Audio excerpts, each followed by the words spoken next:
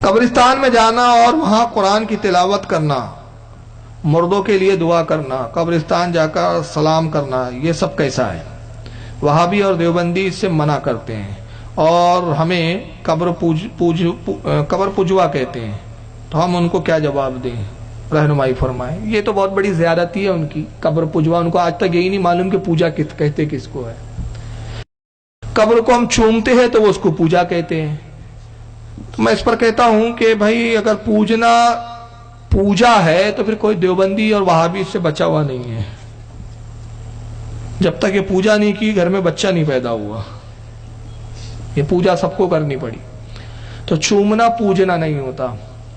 امام حاکم نے ایک حدیث لکھی حضرت ابن ابو داؤد صالح سے کہ ایک مرتبہ مروان مدینے سے گزر رہا تھا، اس نے دیکھا کہ ایک شخص قبر رسول کو بوسے دے رہا ہے، چوم رہا ہے، اپنے گالوں سے مس کر رہا ہے، گال رگڑ رہا ہے۔ تو اس نے دیکھا تو کہا کہ اے شخص تو یہ کیا کر رہا ہے؟ کہ کیا غلط کام کر رہا ہے؟ اس کے نزدیک یہ غلط کام تھا۔ راوی حدیث کہتے فائزہ وہوا ابو ایوب الانصاری، جب اس شخص نے سر اٹھایا تو حضرت ابو ایوب انصاری تھے، جلیل القدر صحابی، وہ صحابی جن کے گھر رسول اللہ ہجرت کے بعد مہمان رہے، بڑے جلیل القدر صحابی۔ انہوں نے سر اٹھایا اور جلال میں کہا نعم، مجھے مت سکھا، میں جانتا ہوں میں کیا کر رہا ہوں۔ جی تو رسول اللہ صلی اللہ علیہ وسلم ولمعت الحجر، میں رسول اللہ سے ملاقات کے لیے آیا ہوں، میں کسی پتھر کے ڈھیر کے پاس نہیں آیا ہوں۔ تو اس حدیث میں پتہ چلا کہ صحابہ اکرام رسول اللہ کی قبر کو چوما کرتے تھے۔ خود البانی صاحب نے کتاب لکھی، اہل حدیث کے ایک بہت بڑے علامہ گزرے ہیں، شیخ ناصر الدین البانی، انہوں نے مشکات کی شرح کی ہے، اس میں ایک حدیث نقل کی ہے۔ حضرت علامہ اسماعیل کر کے ایک بہت بڑے بزرگ پہ عالم گزرے، ان کی کتاب ہے صلو علی الحبیب، یہ کتاب کا نام ہے، حبیب پر سلام پڑھو، درود پڑھو۔ اس کتاب کا حاشیہ البانی نے لکھا اور اس حدیث کو صحیح لکھا، اور یہ امام بہت پہلے کے تقریباً 150 ہجری کی ہے، یہ امام ابو حنیفہ کے زمانے کی۔ وہ ایک حدیث نقل کرتے ہیں اور اسی حدیث کو امام قاضی عیاض نے کتاب الشفا میں بھی نقل کیا ہے۔ حضرت عبداللہ بن عمر رضی اللہ تعالیٰ عنہ جب سفر پہ نکلتے تو حضور کے روضے پر آتے، سرکار کی مزار کو بوسہ دیتے اور کہتے السلام علیکم یا رسول اللہ۔ پھر اپنے ابو بکر صدیق کی قبر کو آتے، بوسہ دیتے، کہتے السلام علیکم یا ابا بکرین۔ اور پھر اپنے والد کی قبر پر آتے حضرت عمر کی اور کہتے، پھر بوسہ دیتے اور کہتے السلام علیکم یا ابا، اے میرے بابا آپ پر سلام ہو۔ اور اس کے بعد پھر ممبر رسول کے قریب آتے، جو حضور کا ممبر تھا، اس پر ہاتھ پھیرتے اور چومتے، ہاتھ پھیرتے چومتے۔ راوی کہتے ہم پوچھتے کہ حضور آپ یہ کیوں کرتے ہیں؟ فرماتے جانتے نہیں اس ممبر میں برکت ہے، اس لیے کہ یہ اس نے آقا کے جسم کو مس کیا ہے۔ سبحان اللہ سبحان اللہ۔ تو چومنا تو یہ صحابہ سے ثابت ہے۔ امام بخاری نے ادب المفرد کتاب لکھی ہے، امام بخاری کی کتاب ہے، وہابیوں نے چھاپا ہے، لیکن وہابی پڑھتے نہیں ہے، صرف چھاپتے ہیں، پڑھ تو ہم سن نہیں رہے ابھی الحمدللہ، پڑھتے نہیں، وہ چھاپتے ہیں، اور اہل حدیث بن رہے ہیں، یہ سب چھاپ چھاپ کے اہل حدیث بن رہے ہیں، پڑھ کے نہیں بنتے۔ امام بخاری رحمۃ اللہ علیہ نے ایک باب قائم کیا، باب کا نام ہی کیا ہے کہ اس کا مفہوم بتا رہا ہوں میں، باب کا نام ہی یہ ہے کہ بزرگوں کے قدم اور ہاتھوں کو چومنا۔ اور اس میں پہلی حدیث کیا لائی انہوں نے؟ حضرت علی اپنے چچا عباس کے ہاتھوں کو بھی چومتے تھے اور پیروں کو بھی چوما کرتے تھے۔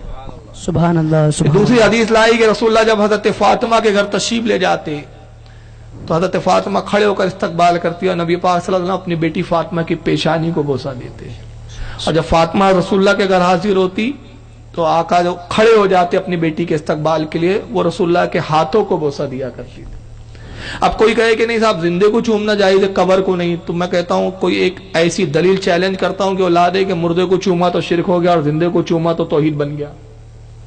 یہ زندہ مردہ کی شرک میں کوئی تخصیص نہیں ہوتی، جو کام زندے کے ساتھ جائز ہے وہی کام مردے کے ساتھ۔ ایسا ہو سکتا ہے کہ مردے کی عبادت کیا تو شرک ہو گیا اور زندے کی عبادت کر سکتے آپ؟ ایسا کچھ بھی نہیں ہے۔ تو چومنے کی تو بہت ساری دلیلیں ہیں، صحابہ اکرام سے ثابت ہے مزاروں کو بوسہ دینا، چومنا۔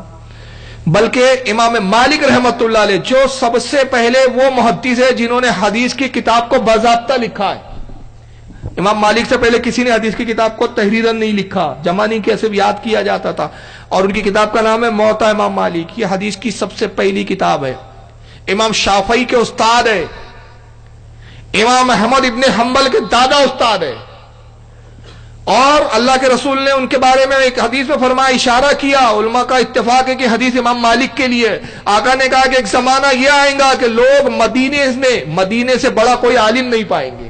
لوگ کہتے ہیں یہ حدیث امام مالک کے لیے ہے. امام مالک کا حال کیا تھا پتا ہے؟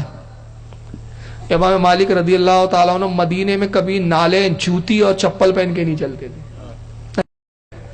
کاٹے چبھ رہے برداشت کرتے تھے. مدینے میں سواری پہ سوار نہیں ہوتے تھے. لوگوں نے پوچھا مالک، اے امام مالک، آپ چپل کیوں نہیں پہنتے، نالین کیوں نہیں پہنتے؟ کہا یہ وہ زمین ہے جس نے رسول کے نالین کو چوما ہے، مجھے حیا آتی ہے کہ اس زمین کو اپنے نالین اور جوتی سے روندوں، اپنے گھوڑوں کے ٹاپوں سے روندوں. اور جب پاخانے کی حاجت ہوتی ہے آپ کو تو مدینے سے جاتے باہر آپ حاجت کرتے، مدینے میں نہیں کرتے. فرماتے مجھے حیا آتی ہے کہ نبی کے شہر کو گندا کروں، اور فوراً آ جاتے. لوگ کہتے ہیں آپ پخانہ کر کے فوراً تیزی سے آتے، اس کی بڑی جلدی کرتے. کہا ڈر ہوتا ہے کہ کہیں باہر ہی مدینے کے باہر میرا انتقال نہ ہو جائے. اور دوسری بات کیا ہے، اس کو امام قاضی عیاض نے کتاب الشفا میں لکھا. اور امام قاضی عیاض وہ ہے جن کے بارے میں ابن تیمیہ وہابیوں کا سب سے بڑا گرو گھنٹال وہ کہتا ہے کہ امام قاضی عیاض وہ امام وقت ہے جن کی پیروی اور اتباع کی جاتی ہے. رفع الملام اپنی کتاب میں لکھا ہے اس نے، اور لکھا ہے یہ کتاب الشفا وہ کتاب ہے امام قاضی عیاض کی. ابن قیم جوزی نے بھی لکھا جو وہابیوں کا بہت بڑا پیشوا ہے کہ امام قاضی عیاض کی کتاب الشفا وہ کتاب ہے جو بارگاہ رسول میں مقبول ہو گئی ہے. کیسے مقبول ہوئی؟ امام قاضی عیاض نے رسول کی تعریف و توصیف میں خصائص پر ایک کتاب لکھی. ان کے بھتیجے تھے ایک بہت بڑے عالم، انہوں نے خواب دیکھا کہ رسول اللہ کے ہاتھ میں وہی کتاب ہے. اس کا نام نہیں رکھا تھا انہوں نے، اس وقت سوچ رہے تھے نام کیا رکھا. تو سرکار نے امام قاضی عیاض کے بھتیجے سے کہا جو بہت بڑے عالم تھے، کہا کہ تیرے چچا نے ایک جو کتاب لکھی یہ مجھے بڑی پسند آئی، اور اپنے چچا سے کل کہنا کہ یہ ہماری بارگاہ میں مقبول ہو گئی، اس کا نام وہ شفا رکھے، الشفا. اور اس کتاب کو اگر بیمار کو پڑھ کر سنا دیا جائے تو اللہ تعالیٰ اس کتاب کی برکت سے اس کو شفا عطا فرمائے. یہ بات ابن قیم جوزی نے بھی تسلیم کی ہے. کتاب الشفا میں وہ حدیث نقل کرتے ہیں امام قاضی عیاض رحمۃ اللہ تعالیٰ علیہ کہ امام مالک مدینے کے کھنڈروں کو بوسہ دیتے تھے. مدینے میں جو کھنڈر تھے نا، پرانی عمارتیں جو کھنڈر ہو گئی تھی، اس کی اینٹوں کو بوسہ دیتے، کھنڈروں کو بوسہ دیتے. پوچھنے والوں نے پوچھا امام مالک آپ اتنے بڑے وقت کے امام یہ کیا حرکت کرتے ہیں، آپ کھنڈروں کو بوسہ دیتے، اینٹوں کو بوسہ دیتے، یہ کیا دیوانگی؟ آپ نے فرمایا خاموش، تم کیا جانو، میں اس لیے بوسہ دیتا ہوں کہ میرے ذہن میں خیال آتا ہے ہو سکتا ہے ان کھنڈروں میں سے اس جگہ میرے لب لگ جائے جہاں ہو سکتا ہے کبھی آقا صلی اللہ علیہ وسلم کی پشت مبارک مس ہو گئی ہو. تو یہ چومنا تو بزرگوں سے ثابت ہے بھائی. اب اس کو قبر پوجوا بولتے ہیں تو ان کو چاہیے کہ پھر حضرت امام مالک کو اینٹ پوجوا بولے، وہ کھنڈر پوجوا بولے. یہ جہالت ہے، ان کے پاس کوئی ثبوت نہیں ہے. یہ اپنے بادشاہ کے تو ہاتھ چومتے ہیں لیکن ولیوں کے ہاتھ چومنے میں ان کو الرجی آتی ہے. میں کتنے ویڈیو ایسے دکھا سکتا ہوں، میرے پاس موجود ہے، جس میں یہ کنگ عبداللہ کے ہاتھ چومتے تھے. کیوں چومتے تھے؟ اس لیے کہ وہاں سے ریال ہے، پاپی پیٹ کا سوال ہے. جہاں پیسے کا معاملہ ہو سب جائز ہو جاتا ہے. اللہ تعالیٰ سمجھ کی توفیق عطا فرمائے.